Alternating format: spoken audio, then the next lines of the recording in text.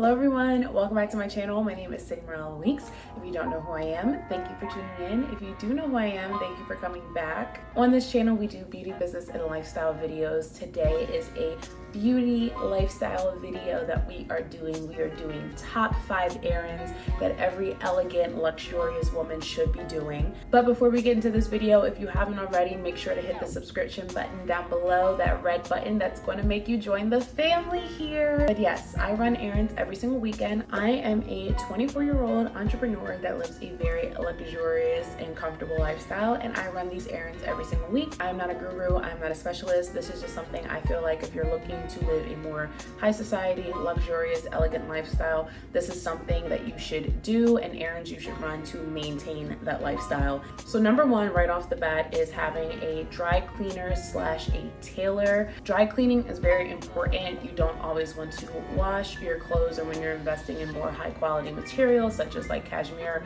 silk, different things like that, you're definitely going to want to invest in a good quality dry cleaners and also a tailor. If your dry cleaners can do tailoring, that's wonderful. Not everybody is great with stitch work and taking in and taking out. Preferably a dry cleaners that does tailoring work. However, if you have to go to 2 separate stores, you might want to look at those entities. Personally, for me, I love shopping at like stores like Zara or even like Nordstrom, Lord & Taylor's, Neiman Marcus. I like H&M too. I like lower end stores as well, but sometimes you can go to like an H&M or a Zara and find like a really great looking piece that maybe isn't as luxurious as like something from like Neiman Marcus. However, you can take it to the tailors, get it fitted exactly to your body measurements, and then that way it looks even more luxurious, more high society, and more affluent than what you paid for. The next errand I would say is essential to start running is investing in a shoe cobbler. This is somebody that's going to shine your shoes, touch up the bottom of your heels, like where the actual heel is,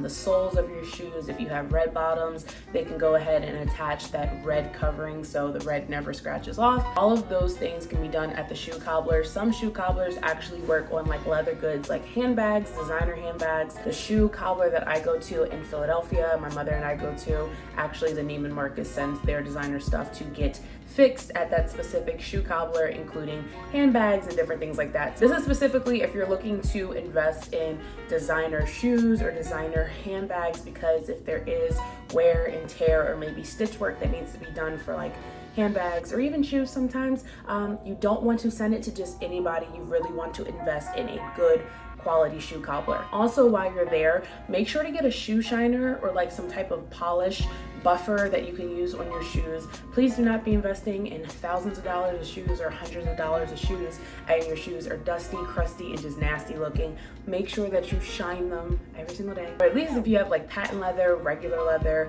or any type of shoe that has a natural shine, keep that up. If you're going to invest, make sure you invest all the way. Next errand I would say is to invest in an esthetician or a dermatologist. As you can see, my skin is pretty clear. I do go to the dermatologist. I do get facials. That is a luxury. That is not something that is required. I go to a dermatologist office here in Philadelphia. I do get facials pre-COVID, usually once a month, and then I would have my dermatologist that would check up on my skin, make sure everything is copacetic. If you've tried every single type of over-the-counter, Target, Walmart, drugstore type of product and nothing has worked for you, I totally recommend to go try a dermatologist. They are professionals. They will be able to let you know what's going on with your skin and how to maintain it, and also what type of skin type you have, because everybody's is different. Not that this is a dermatologist, but another thing that I would recommend in this like healthcare area is investing more into your dentist. Personally, me, I'm looking to get my wisdom teeth out this year and also Invisalign, because I have an overbite and an underbite here. It's not that noticeable, but I personally would like to fix it. My mom and I were talking about veneers, but I don't know if we're doing that. But with the dentist, I would definitely say get your teeth cleaned more regularly.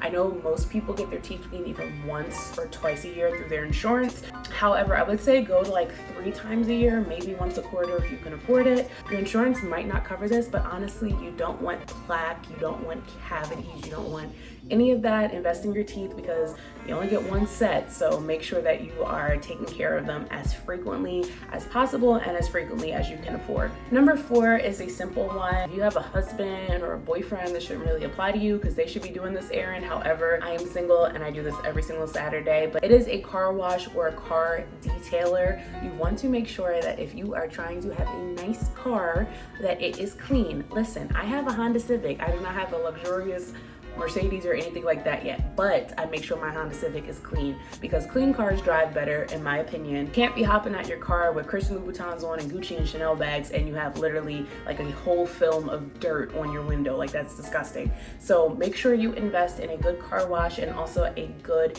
detailer that can do your inside, that can do your wheels and inside the interiors and stuff like that. Subscribe to one of those, and if you don't know what a subscription is, usually if you go to the car dealership or if you go to a car wash frequently, you can have like a subscription. So you can pay like $20 a month and then you can go as many times as you want. So you can go 3 times a week, 7 times a week, 1 time a week, doesn't matter. But with that subscription, instead of paying like $14 every single time that you go, you pay like $25 a month and you can go as many times as you want. I know some services that includes like your tires and your wheels, and then some services it's just like the outside exterior of your car. If you do have a luxurious car, please make sure that you're going to a detailer shop that is going to be focused on luxurious cars. Don't be like going to like the hood shop that's going to like scratch up your leather or scratch up the outside of your exterior of the car. Make sure you invest, make sure you do your research, but get your car cleaned. And then number 5, this is a runner-up, but I personally love it,